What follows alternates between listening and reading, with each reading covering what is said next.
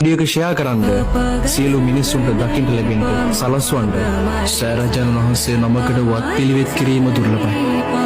සෑරජාණන් වහන්සේ නමකට පුද පූජා කිරීම දුර්ලභයි. දුවේ පුතේ පන්සලකට ගියත් වෙහෙරකට විහාරයකට ගියත් ඔයාලගේ අතින් පහනක් දල්වන්න අපිට ප්‍රඥා ලෝකෙම ලැබේවා කියලා.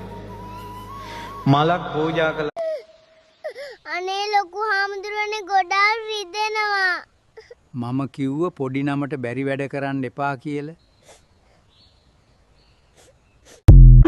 ඔබ වටාපතක් පූජා කරලා තියෙනවා නම් ඒ පූජා කිරීමෙන් ඔබට ලැබෙන ආනිසංස මොනවද කියලා.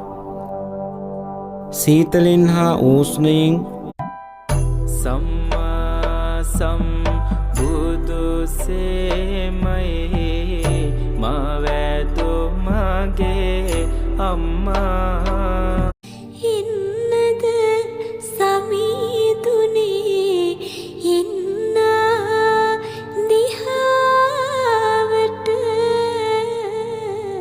වැඩි වියටපත් වුණාට පස්සේ අර ඉස්සර අම්මලා රකින්නවනේ කෙල්ලෝ තනියෙන් යන්න දෙන්න දෙන්නේ නැහැ. දැන් අද කාලේ කෙල්ලෝ ඔහේ නැහනේ ඔහේ යනවා එනවනේ.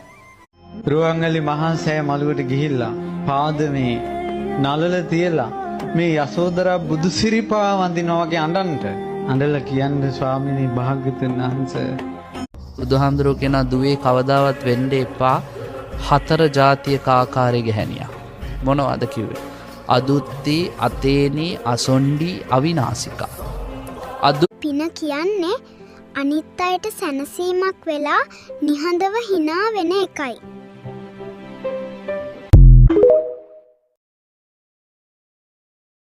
ඔබත් මමත් බුද්ධ කාලෙක උපදින එකක් නැද්ද? අනිවාර්යෙන් උපදිනවා. මේ බණ පදය අහන ඔබ මේ ධර්මයේ කනට වැටෙන ඔබ මතක තියාගන්න ලක්ෂ සංඛ්‍යාත කල්ප ගණන් සම්බුදු පියා බැබළුණියේ වත පොරවා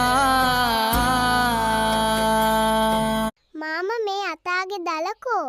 පොඩි හාමුදුරුවනේ මේ ඇතාගේ දල කැඩිලානේ. අවසරයි පොඩි හාමුදුරුවනේ. යම් ගෙදරක ස්ත්‍රියක් සිටිනවා නම් යසෝදරාවට වැඳිය යුතුයි. සසරක කර්ම ගෙවෙනවා. ඉතින් විතර බඩේ කැක්කම හැදිලා තිනවා යසෝදරා උත්තමාවියට. යසෝදරා උත්තමාවියට බඩේ කැක්කම හැදුනට පස්සේ හවස් කාලේ හැදුනොත් එක බේතක් තියෙනවා. ඒ තමයි හකුරුත්